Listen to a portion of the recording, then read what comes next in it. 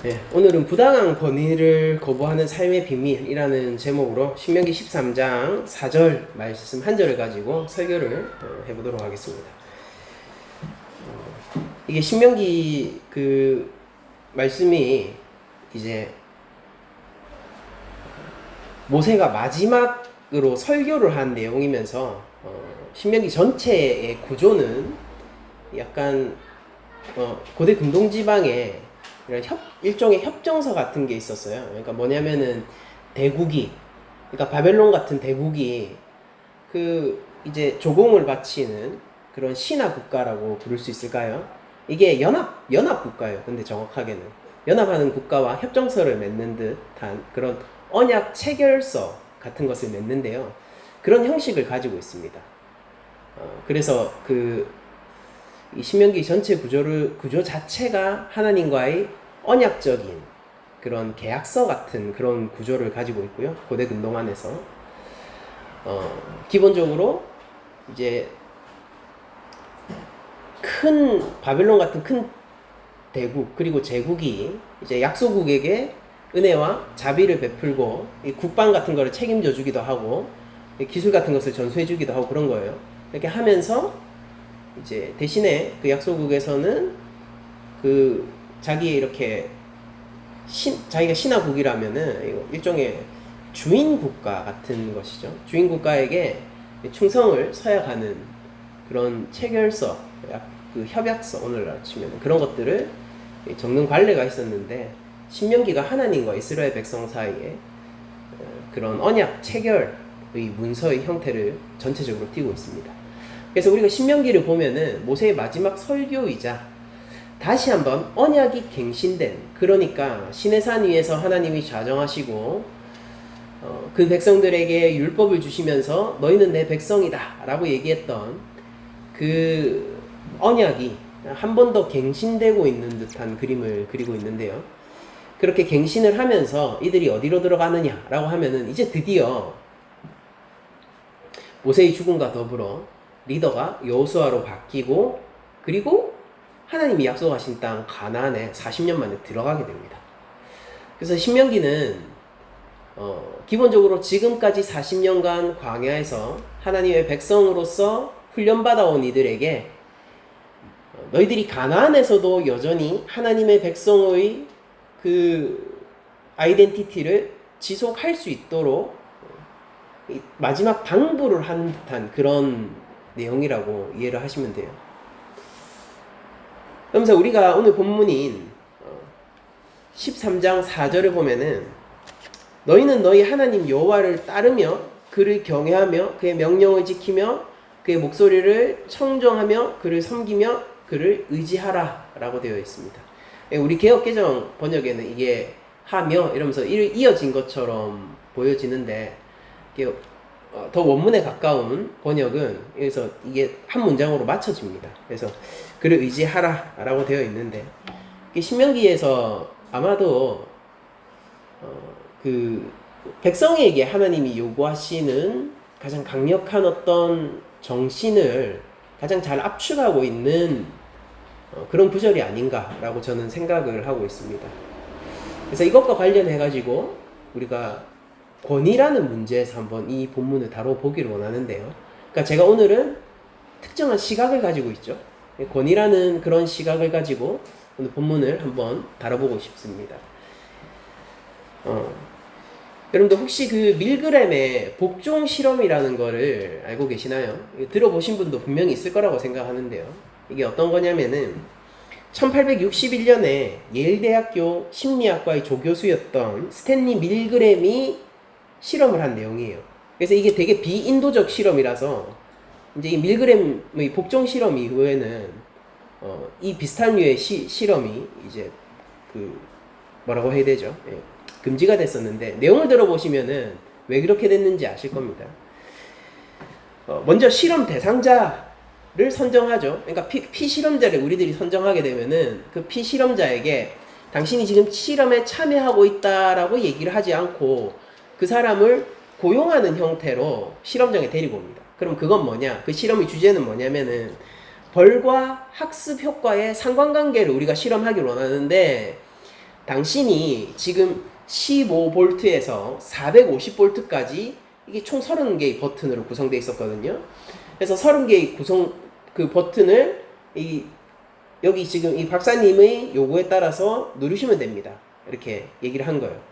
그래서 저쪽 편에는 학생과 선생님이 있고요. 선생님이 문제를 내서 학생이 만약에 틀리잖아요. 그러면은 15V부터 이렇게 하나씩 단계를 올려가면서 틀릴 때마다 전류를 가는 그런 역할을 줍니다. 이게 4달러 주고 있어요. 그러니까 그 가벼운 마음으로 사람들이 시험에 참가했겠죠. 이렇게 해서 처음 일단은 시킵니다. 15V로 하게. 그럼 그냥 따끔하니까 아야 이렇게 할 거 아닙니까? 근데 실제 그 학생은요, 지금 모두가 이거 몰래 카메라거든요. 모두 속이고 있어요. 그 학생은 전류가 통하지 않습니다. 근데 연기를 해요. 아야! 부터 시작해가지고 이제 450V까지 가면은 죽는 연기까지 합니다. 그러면은 여기에서 사람들이 이 실험의 목적은 뭐냐면은 이 권위에 대해서 언제까지 복종할 것인가에 대해서 한번 실험을 해본 거예요. 그러니까 이 실험 전에는 어떻게 생각했냐면은 아마 끝까지 450V까지 누를 수 있는 사람은 아마도 0.1%? 그 정도이지 않을까? 1%나 최대일까? 이런 마음으로 실험을 시작한 거거든요. 근데 막상 실험이 시작되고 나니까 무려 60%가 넘는 사람들이 450V까지 갔습니다. 그러면은 거기에 어떻게 적혀 있냐면은 300V부터는 신체에 치명적인 영향을 미침이라는 경고 문구가 있었어요. 근데 300V를 누르고 그러면은 그 학생이 연기를 어떻게 하겠습니까? 막 살려달라고 와 너무 괴롭다면서 그만하게 해달라고 그런 식으로 연기를 해요. 그래도 옆에서 실험이 계속되어야 됩니다. 계속 누르십시오 라고 하면은 버튼을 누르는 거예요. 이거 우리가 어떻게 받아들여야 될까? 65%가 450V까지 전기 충격을 줬어요. 그리고 그러면은 우리에게는 35%의 희망이 있지 않습니까? 라는 생각을 할 수는 있는데 22.5% 그러니까 35%가 뭐 65%까지 끝까지 갔지만은 끝까지 가지 않은 사람들도요. 그 중에서도 22.5%는 300V를 넘어서까지도 눌렀어요. 거기 인체에 치명적인 데미지를 줄 수 있음이라는 경고가 있는 그 300V를 넘어서 그제서야 거부하기 시작했어요. 그리고 정말로 300V까지 가지 않은 사람은 불과 12.5%에 불과했습니다. 그리고 나서 더 중요한 건 뭐냐면요. 이 비인도적인 실험에 대해서 저항하거나 이 실험을 멈추려고 시도를 하거나 지금 괴로워하고 있는 저 학생을 도우려는 사람은 한 명도 없었다는 거예요. 그러니까 우리가 일반적인 상황이 아니죠. 왜 그렇습니까? 지금 이 피실험자는 일종의 권위 체제 안에 들어가 있고요. 여기서는 그 어떤 협박이나 회유, 설득이 없었어요. 그냥 계속하세요. 그러니까 총 4번, 거부하면은 총 4번을 명령하고, 그래도 거부하면은 실험을 멈추는 게 룰이었거든요. 근데 그런 4번을 명령하는 게 그냥 이런 거예요. 계속하세요. 괜찮을 겁니다. 저 학생, 그러니까 몸이 괜찮을 거라는 거죠. 괜찮을 겁니다. 실험이 계속돼야 됩니다. 지금 잘 진행되고 있습니다. 이런 정도로 얘기하잖아요. 그럼 사람들이 자기가 정신적인 충격을 받으면서도 이 자기가 450버튼까지 눌렀다는 사실 때문에 나중에 PTSD가 생긴 사람도 있거든요. 근데 그런 정신적인 충격을 받으면서까지 그 버튼을 누르더라는 거예요. 이게 무엇인가? 근데 오늘날에는 이것이 생물학적으로 훨씬 더 좀 당연하게 여겨지는 그런 측면들이 많이 발견이 되긴 했는데 당시에는 굉장히 충격적인 연구 결과를 낳게 된 거죠. 사람이 악한 행동을 하는 것이 그리고 우리가 선량하다라고 믿었던 사람들이 결국 실제 상대방을 해치게 되는 행동을 하게 될 때 어쩌면은 환경이라는 부분이 절대적인 영향을 미치고 있는 것이 아닌가. 개인의 양심이라는 것, 그리고 도덕 같은 것들에 대한 의문부호가 생기기 시작하는 것이죠. 여러분들 이 실험 결과에 대해서 어떻게 생각하시나요? 다소 충격적으로 아마 받아들이실 텐데, 그럼 여러분들이 그 자리에 있었다면은 그 버튼을 몇 볼트까지 눌렀을까요? 우리들은 다 평범한 사람들이잖아요. 어쩌면 우리들도 450볼트까지 누르진 않았을까요? 그러니까 이 참 실험을 통해 가지고 받는 사례비는 고작 4달러밖에 안 됐었습니다. 그러니까 그들은 4달러에 복종한 것입니까? 아니에요. 실험이라는 시스템과, 지금 이게 실험이란 말이에요. 실험이라는 시스템과 그 박사님의 권위 때문에 450볼트까지 누르게 된 겁니다. 여러분들 그 세계 2차 대전 전쟁이 벌어지고 난 후 전범들에 대한 재판들이 이루어졌는데, 그때 좀 상징적이고 충격적인 사건들이 많았는데, 왜냐면은 우리가 절대 악이라고 믿었던 나치들의 이제 국가 공무원들이죠. 나치에 헌신한 사람들, 그런 사람들이 우리 생각보다 훨씬 평범한 사람이었다라는 사실 때문이었습니다. 왜냐면 그들은 이런 식으로 생각한 거예요. 나는 그저 국가라는 권위 아래에서 공무원으로서 그리고 군인으로서의 직무를 성실히 이행했을 뿐이다. 그러니까 그들에게는 일종의 세계를 전쟁의 포화로 끌어들이고 사람들을 대학살한 그 참혹한 상황 속에서 그냥 직업 윤리를 지키고 있었을 뿐인 것입니다. 무엇에 의해서? 국가라는 권위에 의해서 말이에요. 우리는 왜 이렇게 될까요? 여러분들, 우리가 또 동일한 질문이긴 한데, 우리가 독일에 태어났고 그리고 우리가 공무원이었거나 혹은 군인이었다면은 우리도 어쩌면은 가스실에 버튼을 누르고 있진 않겠습니까? 그리고 집에 가서 정답게 가족들과 대화하면서 식사를 하진 않을까요? 그날 저녁. 권위라는 것은 우리 인간의 삶에 굉장히 많은 영향을 미칩니다. 밀그램의 복종 실험을 통해서 우리들이 알 수 있듯, 그리고 세계 2차 대전의 전범들의 그 평범성을 통해서 저희들이 알 수 있듯, 인간이 얼마나 질서라는 것, 그리고 틀, 시스템, 이게 체제죠. 시스템과 권위라는 것에 약한 존재인지를 우리들은 역사를 통해서 알 수가 있어요. 인간은 권위에 쉽게 복종하는 경향이 있습니다. 왜냐면은요, 우리는 지금은 생물학적으로 밝혀졌는데, 우리들은요, 날 때부터요, 위계를 세우는 생물학적 본능을 가지고 있어요. 그러니까 갓난쟁이도 위계를 세워요. 누가 가장 권력자이고 누가 가장 약자인지를 알아봐요. 그게 우리가 태어나서 지금까지 하고 있는 일입니다. 우리가 의식하지 않아도 돼요. 이것은 우리의 생득적 본능이기 때문입니다. 그렇기 때문에 우리들은 권위에 의해서 쉽게 넘어서는 안 되는 선을 넘기도 할 수 있는 것이죠.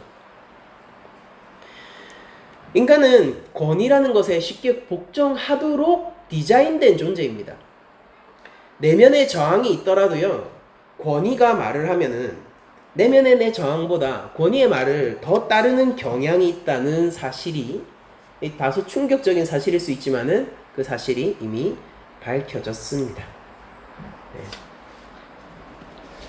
이 밀그램 실험, 이 복종 실험을 통해서 어떤 인문학적 성찰을 한 사람들은 이런 식으로 얘기를 해줘요. 뭐냐면은 사람들이 진정한 영웅적 삶을 살기 위해서는 잘못된 권위에 저항을 해야 되고, 그리고 외부의 권위에 무너지지 않는 자신만의 내부적 힘이 필요하다라고 얘기를 합니다.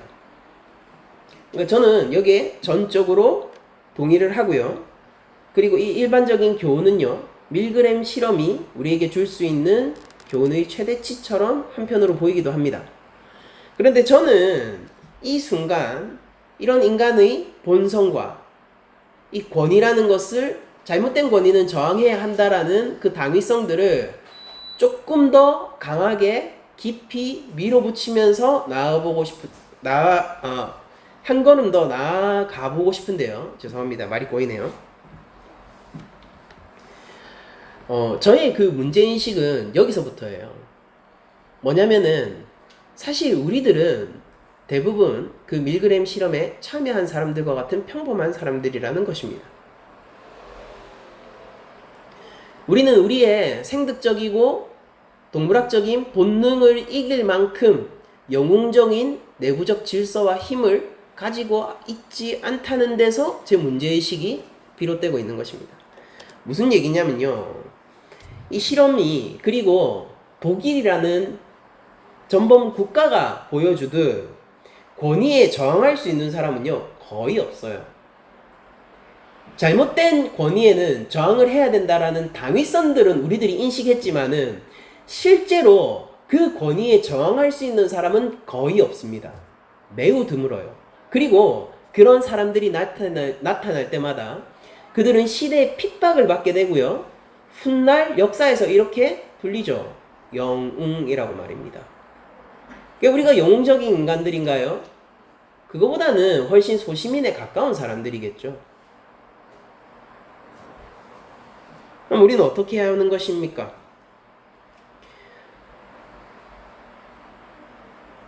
여러분들, 우리는 아무리 잘못된 권위라 할지라도요, 평범한 일반적인 그냥 소시민으로서 그런 어떤 우리 개인에게, 스스로에게 영웅적인 저항을 기대하는 것은 매우 무리가 있어요. 우린 대부분 평범한 자이지 않습니까? 비범함과는 거리가 먼 사람들이에요. 저도 진짜 평범하거든요. 특별한 게 없습니다. 근데 우리는 크리스천으로서 잘못된 권위에 대한 저항을 해야 된다라는 크리스천의 윤리의식을 가지고 있죠.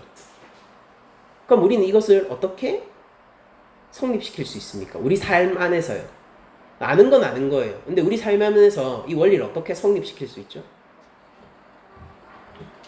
우리는 어떻게 잘못된 권위에 저항할 수 있는 강한 내부적인 힘을 가질 수 있습니까? 여기서 제가 여러분들에게 답으로 드리고 싶은 것은요, 우리는 꼭 우리 스스로가 강한 내부적 힘을 가질 필요가 없다는 걸 우리가 깨달아야 한다고 제가 말씀을 드리고 싶어요. 그러니까 우리는 영웅적인 삶을 살기 위해서요, 우리가 실제로 영웅적인 힘을 내면 안 하고 스스로 그런 힘을 추구할 필요는 없다고 제가 말씀을 드리는 겁니다. 아주 극단적인 얘긴 하지만은요, 만약에 이 잘못된 권위가 국가적 권위 정도 되잖아요. 그러면 우리는 정말로 저항할 수 없을 거예요. 그 시스템 안에 있다면은 100%예요. 저항할 수 없습니다.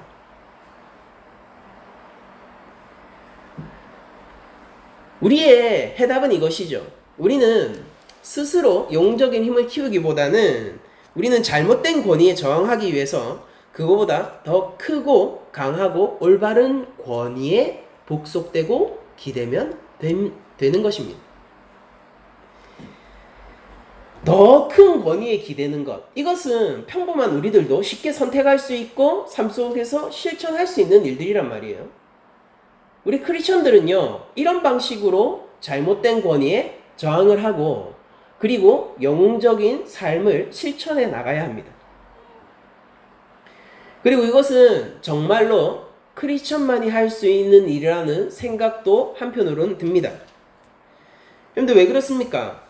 우리는 바로 하나님의 말씀이라는 이 세상 가운데 떨어진 하나님의 계시라는, 하나님의 뜻이라는 그 어떤 권위보다 크고 강하며 올바른 권위 체제를 가지고 있기 때문이에요. 단순히 하나님 말씀은요, 우리 삶 가운데서 어떤 힘만을 가지고 있는 것이 아니라 그것은 체계를 가지고 있고 일종의 시스템으로서 우리 삶에 적용되고 활용될 수 있거든요. 우리는 그런 굉장히 정교하고 섬세하지만은 아주 강력한 권위를 알고 있는 사람들이라는 겁니다. 우리 낮은 자리 교회가 지금 추구하는 것이, 우리가 누가복음 강해를 잠깐 멈추고 지금 신명기를 보는 거잖아요. 우리 교회가 추구하는 것이 현재 누가의 제자노라는 관점에서 우리가 어떻게 예수님의 제자가 될 수 있는가가 우리 교회의 최대 이슈잖아요. 그게 핫 이슈 아닙니까?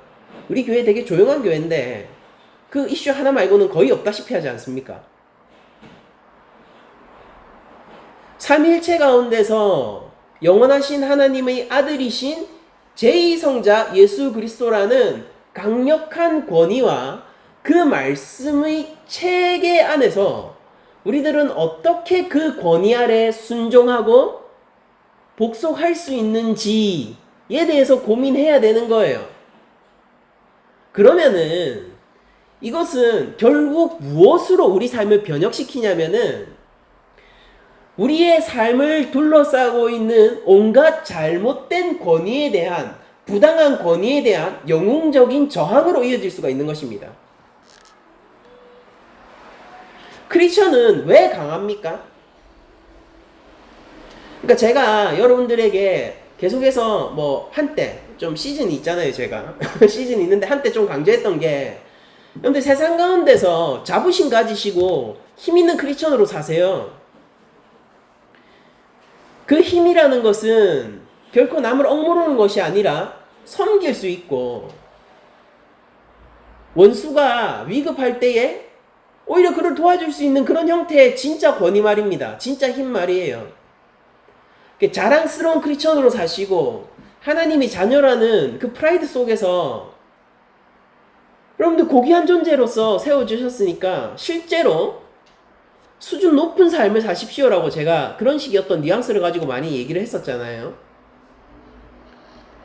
그러면은 우리가 그런 삶을 살기 위해서는, 그냥 모든 게 쉽게 흘러가면 좋겠지만은 그런 삶을 살기 위해서는 우리의 삶의 환경을 둘러싼 여러 가지 환경들이 생각보다 많이 비루하다는 말입니다. 우리 삶에 찬사를 보내는 사람 있을까요? 없잖아요. 예수를 믿는 믿음을 지지해주는 사람들요? 교회 밖을 벗어나면 있습니까? 없어요. 이것이 참 가치로운 삶이라는 것을 알아보는 사람은 있습니까? 드물죠. 사람들은 하나님의 말씀을 지키는 사람보다요, 벤츠 S클래스에서 내리는 사람을 더 존경합니다.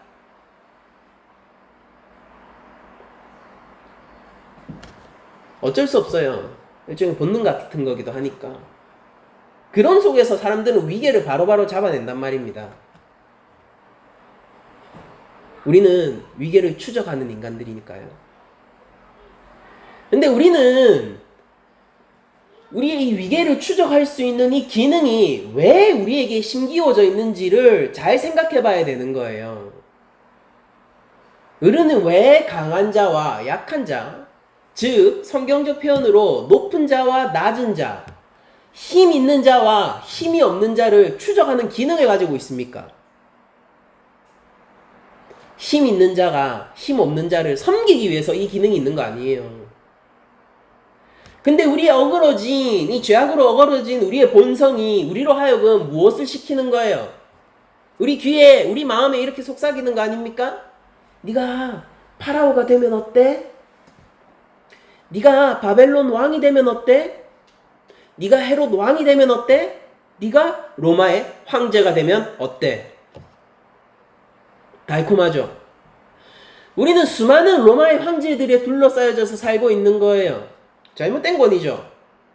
우리는 수많은 파라오들에게 둘러싸여져 살고 있는 거예요. 적어도 파라오의 길을 추구하는 사람들에게 둘러싸여져 이 세상을 살고 있는 것입니다.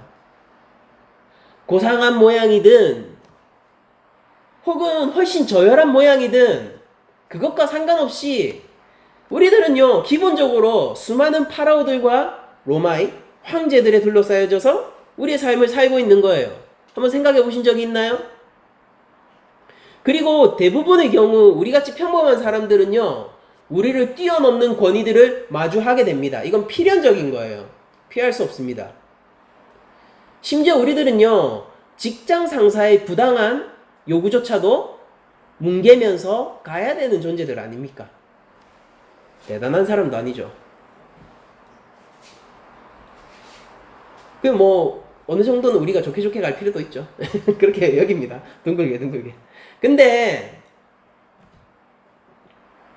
이렇게 힘이 없어 보이고 이렇게 스스로를 지킬 능력이 없어 보이는 우리들이 어떻게 세상과 빛의 소금이며 우리가 어떻게 세상을 변혁하는 존재며 우리가 어떻게 하나님의 자녀라고 불림을 받을 수 있겠습니까?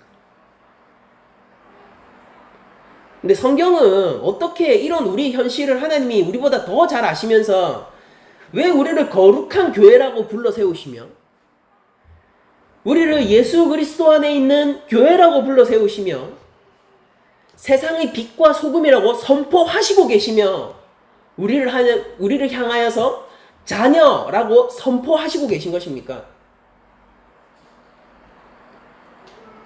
하나님이 신명기에서 이 말씀을 하셨기 때문이에요. 너희는 너희의 하나님 여호와를 따르며, 바로 이 말에서 저는 벅찬 감격을 느끼는데, 왜냐면은요 여호와 하나님을 따르며 이 말 가운데서요 저는 제 삶을 둘러싸고 있는 수많은 로마의 황제들과 파라오들이 나에게 강요하고 있는 부당한 권위에서 자유해지기 때문입니다. 이게 제가 권위라는 얘기를 하고 조금 거대적인 시각에서 얘기를 하는 것 같지만은 우리 삶의 사소한 부분들을 제가 얘기하는 거예요. 내가 오늘 하루 살아가는데, 내가 오늘 일주일 한 주간을 살아가는데 내 삶에 부딪히는 그런 사소한 것부터 조금 심각한 영역까지를 아울러서 제가 얘기를 하는 겁니다. 이 모든 부당한 권위들 가운데서 우리는 어떻게 설 수 있습니까? 신명기는 이렇게 얘기해 주는 거예요. 너희 하나님 여호와를 따르며 그를 경외하며, 할렐루야예요. 정말 아멘입니다. 그를 경외하며 그의 명령을 지키며 그의 목소리를 청종하며 그를 섬기며 그를 의지하라. 이것은요 세상이 감당할 수 없는 권위 가운데 나를 복속시키는 일이라는 거예요. 여러분들 크리스천을 보면서 세상 사람들은 이렇게 얘기를 해요. 저 자유 없는 자들, 스스로 종이 된 자들, 노예 같은 자들. 저는 이 정신을 니체로부터 배웠습니다. 과거. 그래서 저는 제가 종이라고 생각했고요. 저는 왜냐하면 기독교 집안에서 자랐잖아요. 니체를 만나고 저는 이 사람이 진정한 메시아이며 마치 해방감을 주고 진정한 삶의 자유의 비밀을 알려주는 사람처럼 제가 여겼거든요.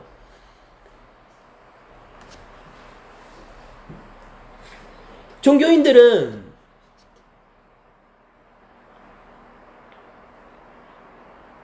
삶의 자유를 잃어버린 노예이며, 도덕을 지키는 것이라는 것은 르상티마, 즉 원한의 감정이며, 기독교라는 것은 기존의 기득권들이 질서를 그러니까 이게 질서와 체제를 공고히 하기 위해서, 그리고 삶의 변혁을 일으키지 못하도록 묶어두는 마약과도 같은 것이라고 저에게 가르쳐줬기 때문에 벗어나면 자유가 있겠구나라고 생각을 했어요.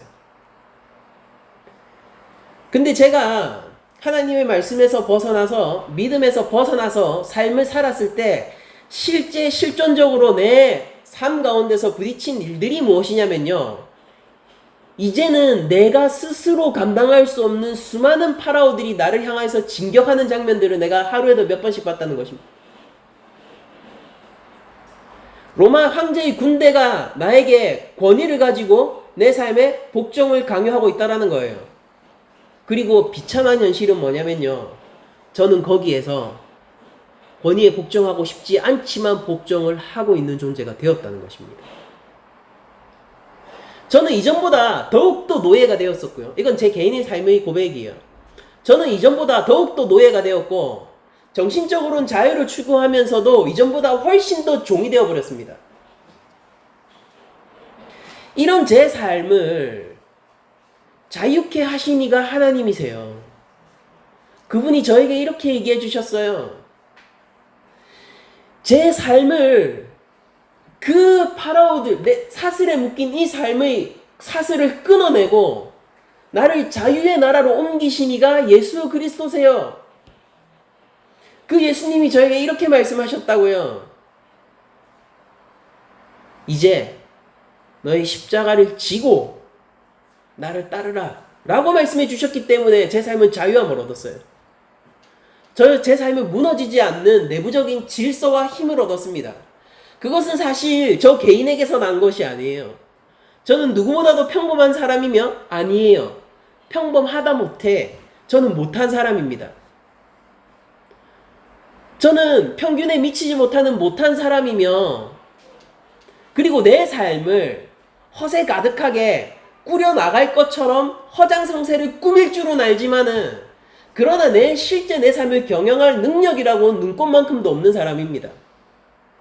그런 제가 이 삶 가운데서 다른 사람들이 얘기하는 그 영웅적인 삶, 부당한 권위에 저항하는 삶을 살 수 있는 내부적 질서와 힘을 얻은 것은 오로지 제가 하나님이라는 거대한 권위에 기대어서 그것에 복속하고 내 삶의 주인이 예수 그리스도다 라고 얘기하는 것을 즐기기 때문이에요. 단지 그것 이유 하나입니다. 내부적 힘이 있냐고요? 저는 없어요. 저로서는 안 됩니다. 그러나 하나님의 말씀은 됩니다. 이 삶을 살아가는 비결이 무엇이냐? 이 삶 가운데서 그러니까 제가 그런 얘기들을 한 번씩 듣습니다. 자주는 아니지만은 참 예수 믿는 게 참 자유로워 보이세요. 이게 무슨 의미인지 정확하게 모르겠는데 그런 얘기들을 한 번씩 듣기도 합니다. 목사님은 예수 믿는 게 되게 좋아 보이고 자유로워 보이세요 라고 얘기하는데 제가 왜 자유로운지 아세요? 만약 제가 자유로워 보이고 전 스스로의 모습을 모르니까 제가 자유로워 보이고 그런 얘기를 듣는 것에 어떤 근거가 있다면요, 그 근거는 유일하게 딱 하나밖일 거예요. 제가 자유로운 존재가 아니라 저는 하나님에게 복속되어 있고 하나님의 백성임을 즐거워하면서 하나님의 자녀라는 사실에 자부심을 느끼고 있는 사람이기 때문에 그것이 저를 자유롭도록 보이게 해줄 것입니다. 왜냐하면 실제로 우리 하나님은요, 독생자 예수 그리스도를 보내기까지 낮은 자들, 핍박받은 자들, 죄인들을 위하여서 사랑을 베푸시고 430년간 노예들을 이집트에서 핍박받고 억압받고 있는 그 노예들의 이야기를 들으시고 울부짖는 소리를 들으시고 홍해를 가르기까지 구원하시는 분이기 때문에 제가 자유롭다면 오로지 하나님의 권위 가운데 있기 때문에 그 이유 하나밖에 없을 것입니다. 근데 추석이죠. 삶의 정황들이 있을 거예요. 근데 잊지 마세요. 무엇보다도 여러분들은 하나님의 말씀이라는 권위에 자신을 기대고 있어야 합니다.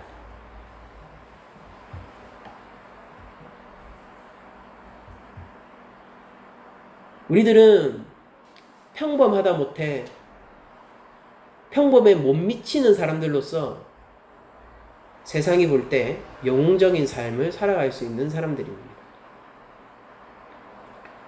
우리 스스로에게서 그 힘을 구하는 것이 아니라 하나님의 말씀에서 우리는 그 힘을 구해야 하며 스스로 질서를 세우고 스스로 새로운 지경을 개척하려고 하는 것이 아니라 하나님의 말씀의 체계 아래서 하나님 형상으로서 우리가 회복하고 그러니까 하나님 형상으로서 자유롭게 살아가면 되는 거예요. 초대교회의 순교자들을 이 시간 한번 생각해 봅시다. 순교자들은요, 부당한 권위에 대항한 자들이었습니다. 그리고 그때는 로마가 제국이었잖아요. 그냥 국가가 아니라 제국이었다고요. 제국의 부당한 권위에 대항한 자들이에요. 생각보다 초대교회의 순교자들은 너무나도 많습니다. 그들이 모두 영웅적인 힘을 스스로 얻었기 때문에 끝까지 힘을 가지고 부당한 권위에 대항할 수 있었을까요? 초대교회 성도들은요, 그 누구도 살인하지 않았어요. 도둑질하지 않았습니다. 오히려 가진 것을 못 먹는 자들에게 나누어 주었고요. 고아와 과부들을 챙겼고요. 사람들에게 도덕적인 삶의 아름다움을 전파하던 사람들이에요. 근데 그들이 형장의 이슬로 사자의 밥으로 정치적인 선전 도구로서 사용되어지고 버려집니다. 국가적 권위에 의해서요. 거기서 어떻게 끝까지 한 발 빼지 않고, 거기서 어떻게 끝까지 생명을 걸어가면서 부당한 처벌 가운데서도 하나님을 믿는 믿음을 지켜내었습니까? 그 영웅적인 삶, 그 영웅적인 삶의 힘이 과연 어디서 났을까요? 스스로 그렇게 힘을 추구하면서 가졌기 때문입니까? 아니에요. 반대예요. 그들은 그들 자신을 버리고 예수 그리스도로 한 분만으로 살아가는 자들이 되었기 때문에 영웅적인 삶을 살 수 있었던 거예요. 아무리 로마 제국이라고 하더라도 초대교회의 순교자들은 더 큰 권위에 매여 있었습니다. 그들은 오히려 평범한 사람이고 자기가 생긴 대로 살았던 사람이기 때문에 훨씬 더 인간적이고 영웅적인 삶을 살 수 있었던 것입니다. 우리 삶에 권위가 필요합니다, 여러분들. 우리는 날 때부터 위계를 쫓는 존재들이니까요. 우리 삶의 질서는 필요해요. 우리는 그것을 떠나서는요, 우리 조화로운 삶을 살 수 없습니다. 파괴. 그것은 과정 중에 있어야죠. 우린 반드시 질서가 회복되어야 되는 존재 아닙니까?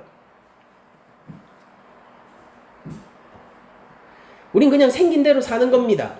하나님이 지으신 대로. 다만 이것을 바르게 사용하면 되는 거예요. 우리는 위계를 쫓는 이 본능을 통하여서 하나님을 바라봐야 돼요. 우리는 권위에 복종하지 않고 살 수 없는 자들입니다. 그러면은 제일 좋은 건 뭐냐면은 가장 강하고 올바른 권위에 기대는 것이에요. 하나님 말씀을 보십시오. 그 말씀을 내면화시키고 예수 그리스도의 가르침을 보십시오. 그 가르침을 삶에 적용시키고 내 삶의 경영을 스스로 하려 하지 말고 성령 가운데 맡기고 성령 충만한 삶을 추구하며 그렇게 하나님과 함께 자유롭고 기쁜 하루하루를 한번 보내보세요. 살만합니다, 진짜.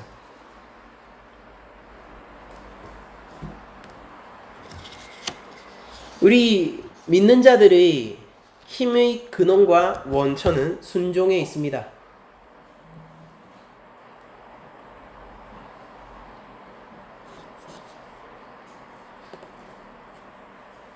인문학자들은 가장 인간다운 삶을 위하여서 스스로 주인이 되고 기존의 질서에 저항하며 새로운 질서를 스스로 세우고 그것을 통하여서 너만의 삶을 살아가라 라고 예치고 있죠. 그것이 참 인간다운 삶이라고 우리에게 가르쳐 줍니다. 거기에는 많은 영감과 우리들이 들어야 할 만한 요소들이 있지만은 저는 목사로서 믿는 여러분들에게 이렇게 권면하고 싶어요.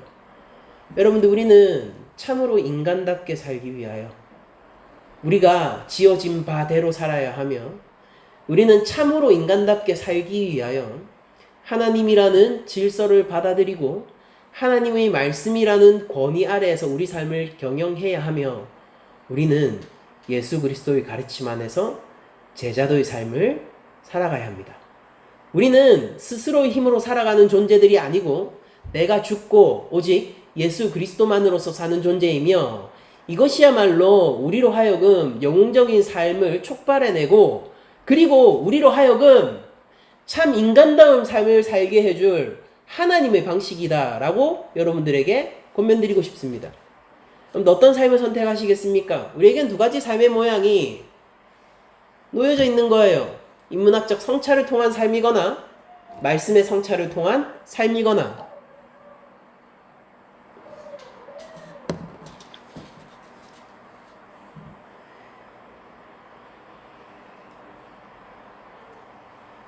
우리가 우리의 교만과 우리가 가지고 있는 내 삶의 주인이 되고자 하는 욕망만 내려놓을 수 있다면요, 하나님이라는 권위에 기대는 것은 예수 그리스도라는 그분의 십자가의 권능으로만 사는 삶을 추구하는 것은요, 생각보다 어렵지 않아요. 그 우리의 본능 같은 거란 말이에요. 우리는 원래 권위를 추적하고 위계 속에서 질서를 세우면서 살도록 디자인되어 있기 때문입니다. 그러니까 이 시간 우리가 신명기에서 말하는 너희는 너희 하나님 여호와를 따르며 그를 경외하며 그 명령을 지키며 그의 목소리를 청정하며 무엇을 해야 합니까? 그의 목소리를 청정하며 그를 섬기며 그를 의지하라 라는 말씀을 우리들이 삶 가운데서 내면화하고 실천하기 위해서 우리의 욕망들을 버려야 되는 거예요. 내가 내 삶의 주인이 되고자 하는 욕망, 그리고 내가 내 삶을 경영할 수 있을 것 같은 이 허세, 이 교만을 버려야 되는 것입니다.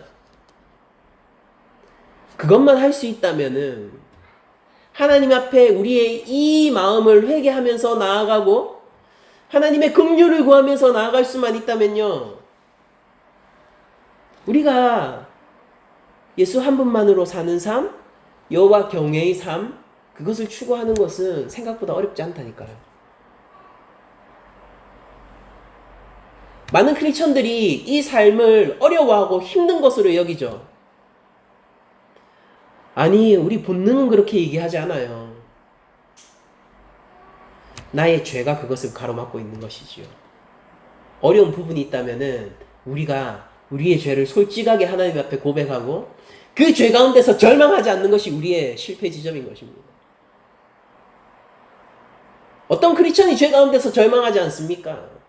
어떤 크리스천이 하나님 앞으로 나아가는 장벽이 나에게 촉발되어 있는데 그것으로 인해서 힘들어하지 않습니까? 아, 하나님 질서대로, 하나님 말씀대로 그게 잘 안 돼서. 그게 어려운 게 아니라니까요. 그게 어려운 게 아니라 우리는 그런 존재로 지어졌는데 그게 뭐 어렵겠습니까? 그게 어려운 게 아니라 우리 죄가 어려운 거예요. 죄로부터 눈을 돌려서 내 삶에서 내가 하나님을 배반하는 이 삶의 패턴으로부터 눈을 돌려서 우리는 하나님의 고뇌에 기대는 것을 결코 기대할 수 없습니다.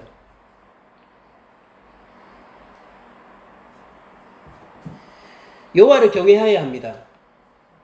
구약 지혜서의 가장 핵심이에요.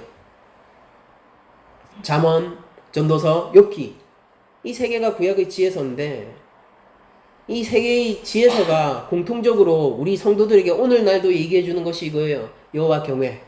여호와를 경외하라. 여호와를 경외하라.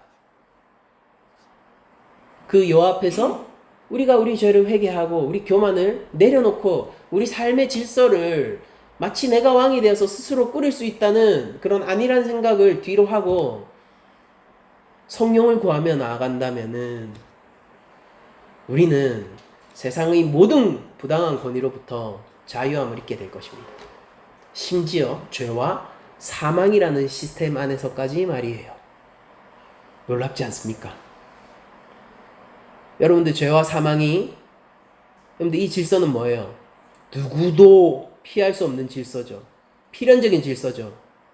그리고 가장 강력한 질서처럼 보이죠. 피할 수 없어요. 아무리 돈이 많아도, 명예가 많아도, 그의 업적이 많아도, 어떤 영웅이라 하더라도요, 이 체제를 피할 수는 없어요. 크리스천은 그 사망과 죽음의 체계 가운데서도 자유한 존재입니다.